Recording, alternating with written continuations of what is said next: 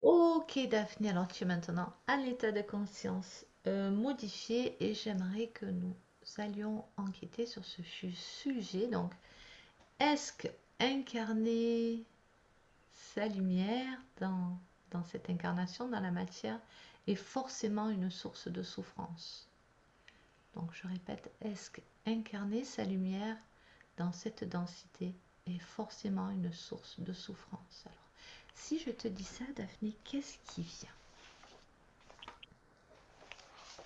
Je vois un grand soleil plongé dans l'obscurité, justement. Il est très puissant. C'est comme s'il empêchait l'obscurité d'être. Elle est là, hein, mais c'est comme si les rayonnements couvraient l'obscurité. Je sais pas comment l'exprimer parce que je vois toujours le noir. Mais c'est pas grave. C'est là. C'est pas grave. Pas important, quoi. Le soleil n'en tient pas compte, il rayonne de mille feux.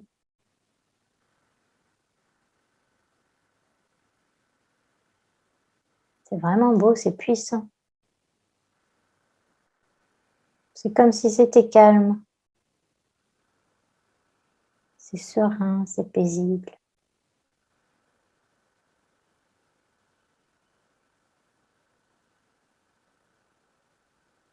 C'est quoi qui est calme, serein, paisible? C'est l'espace dans lequel tu te trouves ou...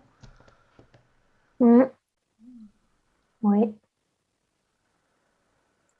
Ça me dit, le soleil peut être, peu importe les conditions. La lumière est.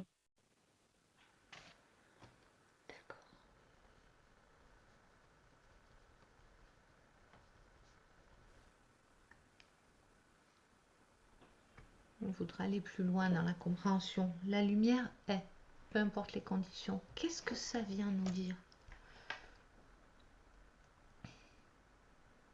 Que vous pouvez rayonner votre lumière quelles que soient les circonstances.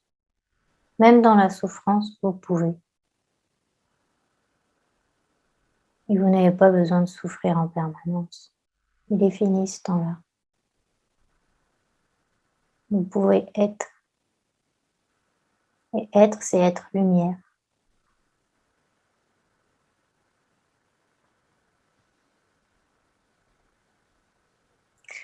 Et alors, quand j'ai eu ça, l'image qui vient, c'est quelqu'un qui se laisse. Bon, je pense que l'image, elle s'exprime d'elle-même. J'arrive pas à mettre des mots dessus, mais un soulagement, quoi. Lâchons ça. Cet état de souffrance, de stress, de tout ce qu'on a accumulé pour rien. Enfin, pour rien, si. Mais alors que la lumière peut être, qu'on peut être, juste être. Être joie, être amour, exprimer, être créatif, vivre pleinement, au-delà de tous les obstacles qui n'en sont pas finalement. Alors, d'un point de vue lumineux, sûrement que ça n'en sont pas. Mais d'un point de vue de la densité, quand il y a les obstacles, on les sent bien passer quand même. Ça fait plusieurs fois qu'on te dit, enfin, en tout cas que tu rapportes cette phrase, on peut être. Donc on peut, on imagine que derrière il y a une condition, enfin c'est conditionné, c'est presque qu'il faut faire quelque chose pour être quand même. On peut être ou on est simplement. C'est pas une évidence, effectivement. Il y a des étapes à passer, un C'est-à-dire, processus à comprendre. ah, c'est quoi ces étapes à passer? Eh ben alors, quand tu m'as demandé, j'ai vu les chakras. Je voyais un personnage, une personne, avec les chakras, comme si ça me montrait qu'il fallait activer tous les chakras, qui devenaient tous très lumineux, puissants, qu'il y avait plus de... Enfin, qu'ils étaient efficients, quoi, qu'il n'y avait plus rien pour empêcher qu'ils fonctionnent correctement. En même temps, ça me fait écho aux émotions,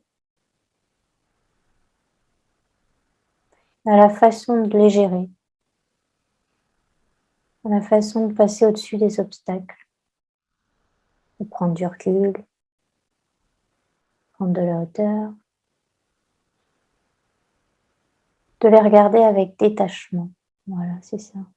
Ces émotions, tu veux dire? Les obstacles ou les... Les obstacles. Par rapport à l'activation des chakras, est-ce que c'est possible qu'ils soient tous activés, tous alignés, et puis une heure après, il y en a un qui se dérègle parce que, bah justement, tu es rentré dans une émotion, t'as rencontré quelqu'un qui t'a mis le truc à l'envers, comme on dit, et du coup, ça t'a tournoboulé les énergies. Donc, on est d'accord que les chakras, ils sont en perpétuelle remise en question, remise en mouvement, remise en équilibre? Oui. Et du coup, je reviens à ta question, c'est les obstacles et les émotions. Je sais plus ce qu'on disait, mais le détachement, c'est par rapport aux deux, pas que les obstacles. D'accord. Et donc, ça fait écho à ce que tu me demandes là. Donc, c'est quoi le projet du coup? C'est de gérer au mieux ces émotions et les obstacles pour garder le plus souvent possible nos chakras alignés finalement. Pour le dire autrement, pour que ce soit pas trop New Age, cette histoire de chakras, notre énergie en équilibre, en bien dans ses pompes tout simplement. Est-ce que c'est ça l'idée? C'est ça. Et en fait, moi, puisque les chakras, je vois des couleurs, c'est juste que toutes les couleurs de l'arc-en-ciel soient actives en nous, quoi. D'accord. Faut pas qu'il manque du bleu ou du vert ou du violet. Et voilà. Sinon, c'est plus un arc-en-ciel. C'est pas faux.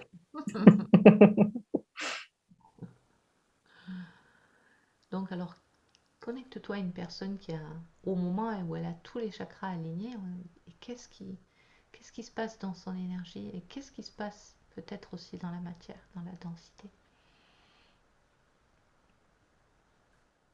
Son énergie est belle. C'est simple, c'est pur, c'est lumineux, c'est fluide. C'est-à-dire que ça fait comme... Là, je vois le corps de lumière, comme s'il y avait plus de corps, justement, de densité, qu'elle n'était plus que lumière. Que toutes ces couleurs, ça me fait ça, le mouvement, ça... Voilà, elle bouge à droite, à gauche, mais c'est fluide, quoi. Et du coup, oui, le corps dense, bah, il a plus lieu d'être là. C'est comme s'il n'existait plus, en fait. Il est là, hein, mais on le sent plus. La personne, là, oui, elle a pas de douleur, elle a rien. Elle est énergie. Mais elle est toujours incarnée. Oui. Donc c'est quoi? C'est dans un moment de sommeil, un moment de méditation ou regarde, il fait quoi le corps physique pendant ce temps-là? Alors là, je voyais la personne dans un jardin, devant une maison. Bah, c'est une activité de la vie quotidienne, hein. Il n'y a pas besoin de... C'est vraiment à chaque instant, là. Ah, qu'est-ce qu'elle fait? Elle profite de son jardin. Elle marche dans la pelouse. Et à ce moment-là, elle est plus que lumière, son corps de lumière rayonne, elle oublie toutes ses douleurs, tout le physique, c'est ça? Oui, Wow. Et donc c'est quelque chose qui nous est accessible à n'importe quel moment, pour peu que l'on soit complètement aligné, j'imagine, dans l'instant présent, etc., etc., etc. oui. Il faut beaucoup de... Une telle maîtrise. Ouais, c'est ça. Ok. J'ai oublié la question du début du coup, mais c'est pas grave. On va revenir quand même à la question de base. Est-ce qu'incarner sa lumière est source de souffrance? C'est-à-dire que en étant dans cette densité, en étant un être rayonnant, lumineux, hum, en laissant tout simplement rayonner son être intérieur, est-ce qu'on est forcément condamné à souffrir d'une manière ou d'une autre dans cette densité? Non. Alors bien sûr, ça ne se fait pas en un instant. C'est un apprentissage, comme on disait tout à l'heure, Qu'est-ce qui se fait pas en un instant? de ne pas ressentir la souffrance. Mais pourquoi on souffrirait en fait? Est-ce que Car c'est un sentiment d'incompréhension ou de non-appartenance à ce monde? Comment ça se... j'entends, ce sont les épreuves qu'on vit qui nous provoquent des émotions souffrantes. Mhm. Et c'est par le détachement de ces émotions qu'on arrive à ne plus souffrir. Mais les émotions, justement, elles sont là pour qu'on apprenne, pour qu'on en tire quelque chose. Les émotions et les, les épreuves, les obstacles. Mhm. Et j'entends, ne croyez pas que cette vie n'est que souffrance. Pas du tout. C'est ce qu'on vous a fait croire, mais c'est pas vrai.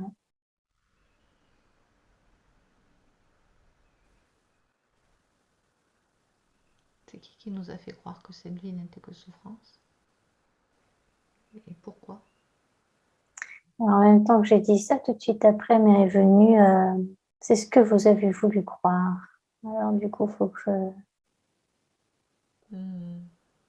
j'arrive à discerner lequel des deux. Non, non, on vous l'a fait croire.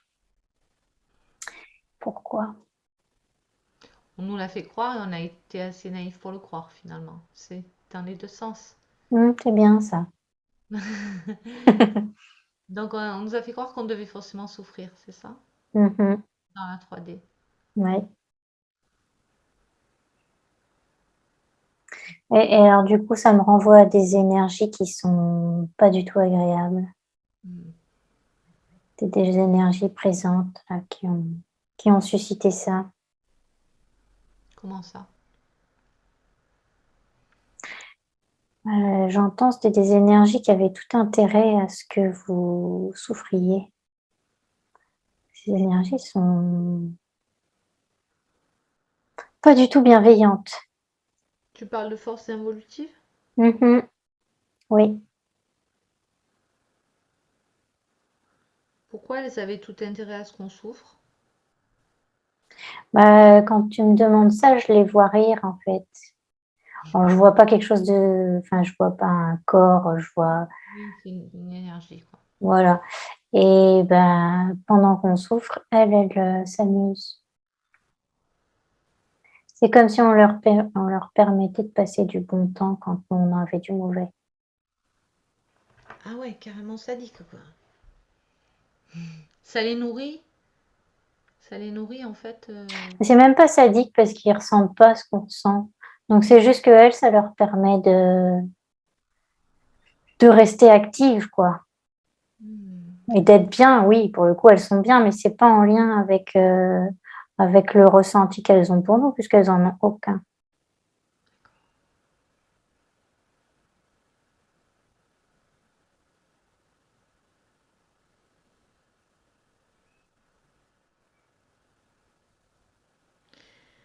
Alors, la question c'était peut-on incarner sa lumière? Enfin, est-ce que c'est forcément source de souffrance? Tu disais que non, tu expliquais pourquoi. Euh, Et maintenant, comment on peut incarner sa lumière? Tout en étant dans la 3D? J'entends en étant soi, Oui, mais comment? ben, en s'ouvrant à soi, et là, du coup, je vois un regard qui se tourne vers l'intérieur de poitrine. Je regarde en moi qui je suis, je trouve tous les trésors en moi, et je diffuse ma lumière à l'extérieur. Mais pour ça, il faut la trouver d'abord en soi. Regarde qui tu es, j'entends. Et comment tu fais pour regarder qui tu es? Quels sont les outils dont on dispose dans la 3D? Alors j'entends, il n'y a pas de recette magique, chacun a la sienne. Ah, mince. Bah, sinon, ce serait pas marrant, j'entends, hein. Sinon, ce serait trop facile aussi pour vous. Ce qui est intéressant, c'est le chemin pour y arriver. Parce que justement, ça va vous prendre encore plus, ça va vous faire prendre encore plus conscience de ce que vous êtes et avoir confiance en vous. Si on vous dit d'emblée ce qu'il va y avoir, bon, bah c'est fait. Bah, alors que là, justement, de trouver le meilleur chemin pour vous, va vous permettre d'être encore plus lumineux et c'est comme ça que vous trouvez votre lumière. Alors bien sûr, on peut vous donner des conseils, mais chacun fera ce qu'il voudra, comme il l'entendra, comme ce sera le plus juste et le mieux pour lui. Alors, la personne qui rayonne sa lumière, qui est alignée, comme on a vu tout à l'heure, qui s'est détachée émotionnellement, en fait, comment elle fait justement pour se détacher émotionnellement? Est-ce qu'elle doit tout le temps se rappeler à l'ordre en se disant tu es plus que ce corps? Est-ce que c'est un truc comme un mantra là, qu'elle doit se répéter pour arriver à se détacher émotionnellement? Comment elle fait concrètement? Eh ben, c'est plus le ressenti. Je vais essayer de focaliser là-dessus. Ouais. Et puis de mettre des mots. J'ai bien conscience que là, c'est pas évident. On est vraiment dans le subtil, subtil.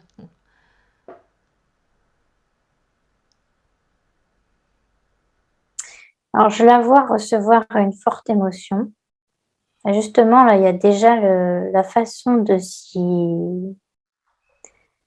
voilà, la façon de se positionner par rapport à ça. C'est je reçois l'émotion déjà. Je reçois une émotion. Je l'analyse, mais le mot est trop fort en fait. Je mets une étiquette dessus, on va dire, en colère par exemple. Pourquoi est-ce que j'ai cette colère? Donc elle revient sur ce qui s'est passé, sur l'événement qui a provoqué la colère, et elle voit si elle est capable de changer quelque chose d'elle-même. Mais juste elle, pas les circonstances, pas la personne qui a pu provoquer cette colère, juste elle, son comportement ou justement un autre positionnement. Hmm. Elle peut pas. Si elle peut pas, bah, à quoi bon garder cette colère? Je peux rien faire, bah, je laisse. Et si elle peut, elle agit. Elle dit quelque chose, elle fait quelque chose. Du coup, elle reprend le contrôle sur ce qui s'est passé et la colère s'en va d'elle-même. Quand tu dis prendre le contrôle, c'est-à-dire ne pas se noyer dans ses émotions, c'est ça? Ou prendre le contrôle sur ses émotions?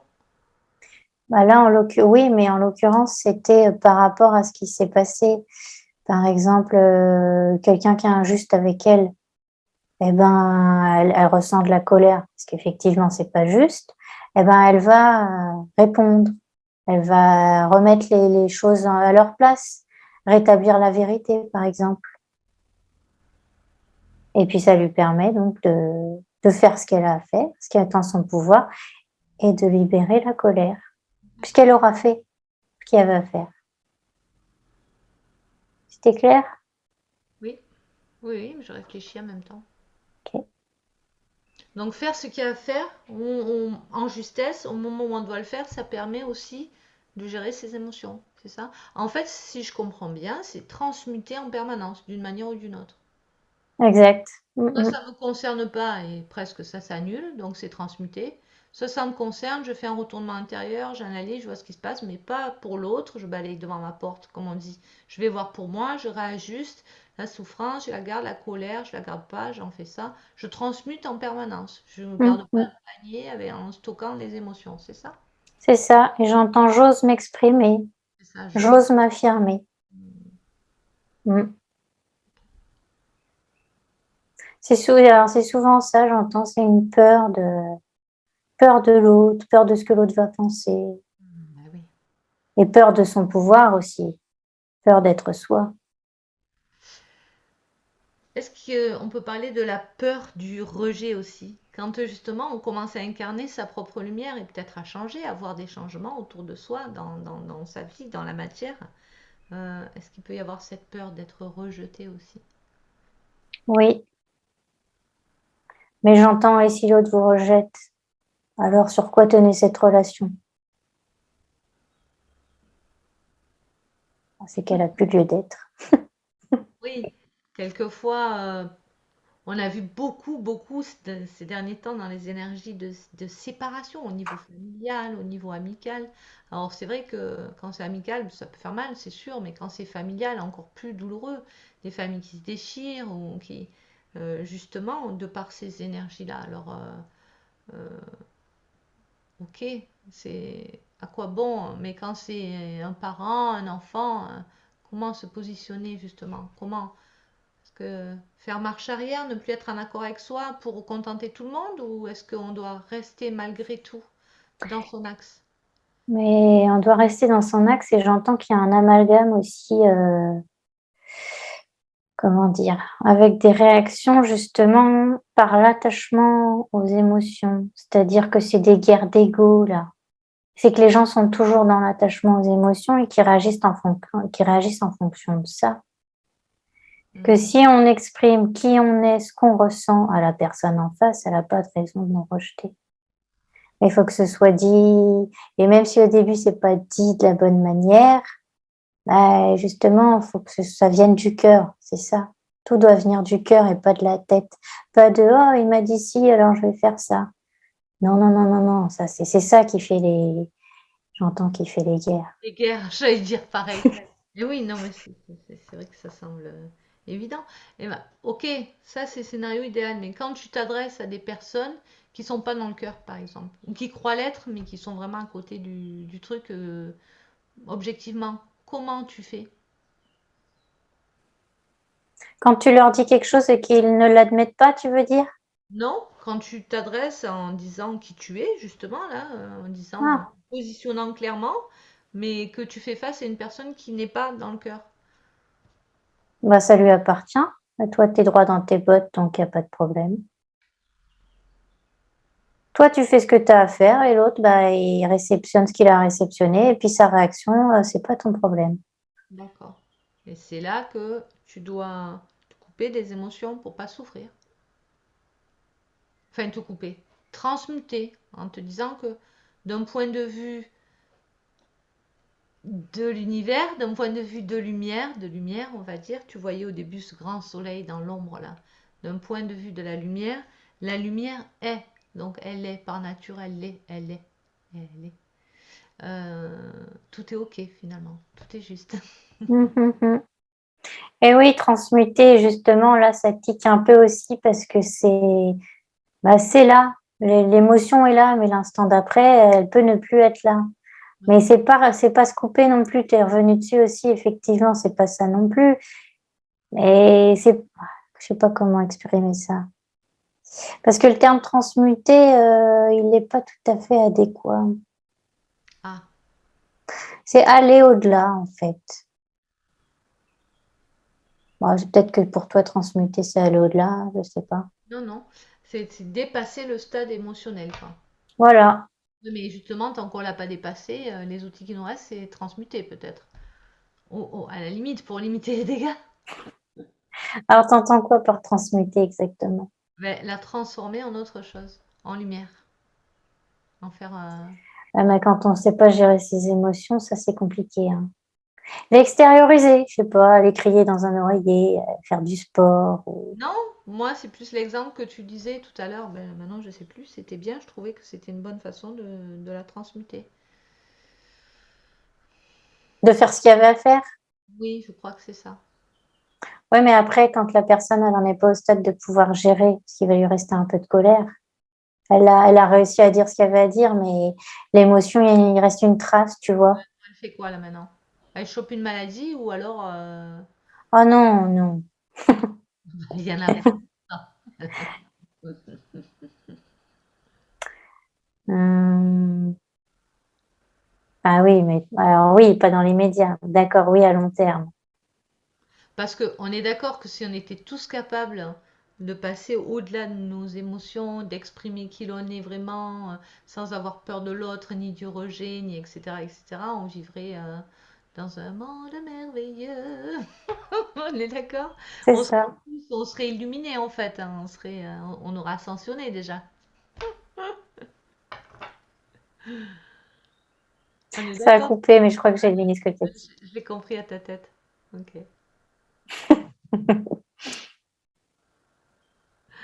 Bon, bah écoute, merci beaucoup Daphné. On va essayer d'aller à sanctionner chacun et chacune. Merci à toi, Astrid, de m'avoir emmenée là.